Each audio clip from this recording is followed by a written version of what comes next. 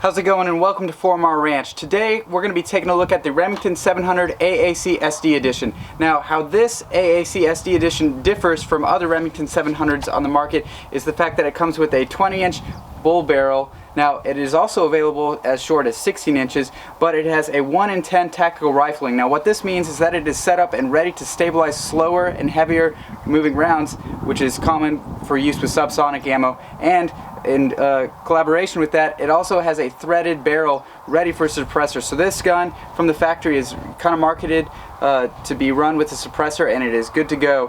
However, there are also a few things that I've noticed from reviews that I kind of wanted to check out for you guys, and we're going to go ahead and verify and see if that's something you need to worry about or not. But this is also going to be the first of a several part series where I'm going to go ahead and upgrade this rifle as much as I can to see how much accuracy we can really get out of it. So make sure you're subscribed if you aren't already so you don't miss out on that future content. But without any further ado, let's go ahead and dive into the Remington 700 AAC-SD edition.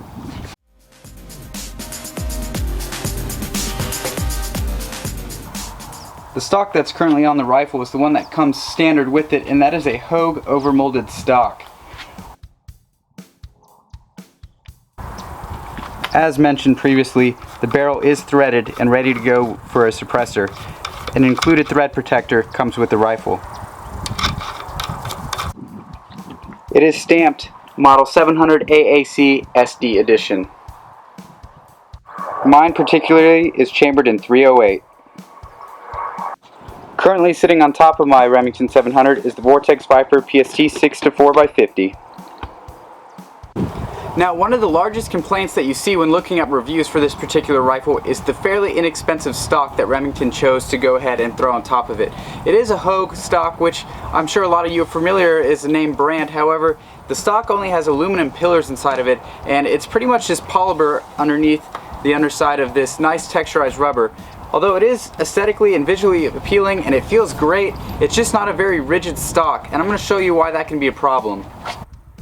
So if you take a look at the fore end of this stock, you'll notice that there's a little gap between the barrel and the stock itself. Now that is called free floated, when the barrel is freely floating from the stock, which can help with the natural vibrations and accuracy of your barrel. However, if you take a look with just a little bit of pressure, the stock actually will move and contact the barrel.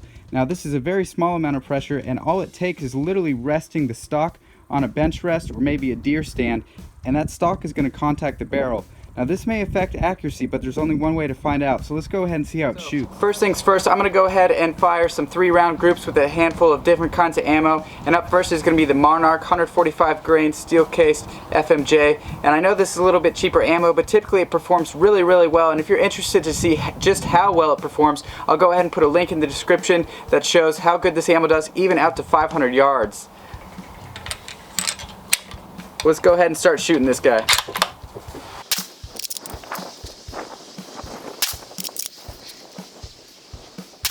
Okay, so taking a look, we have our group with the Monarch 145 grain full metal jacket. My first 2 shots landed right here, and the third one went here. So this is to give you guys an idea of what I'm looking at down range. This is at just under 24 power at 100 yards. Up next is the 168 grain Sierra Match King. Now, if you are unfamiliar with this ammo, this is supposed to be some of the best stuff that you can buy on the market that is obviously not hand loaded.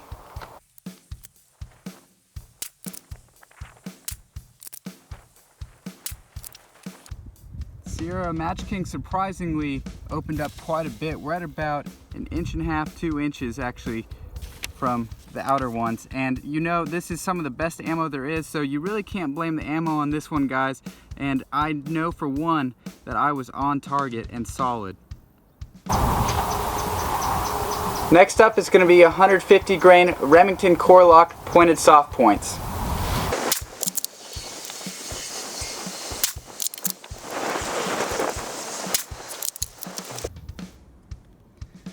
The Remington Core Lock is actually the ammo that is currently sighted in for on this rifle.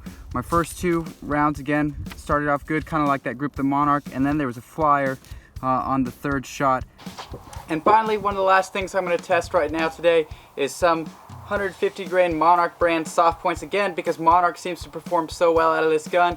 I'm going to go ahead and test it, although it is a more inexpensive ammo. This sells for about $14 for a box of 20 soft points. 150 grain soft point, similar to the Core Lock, just Monarch brand.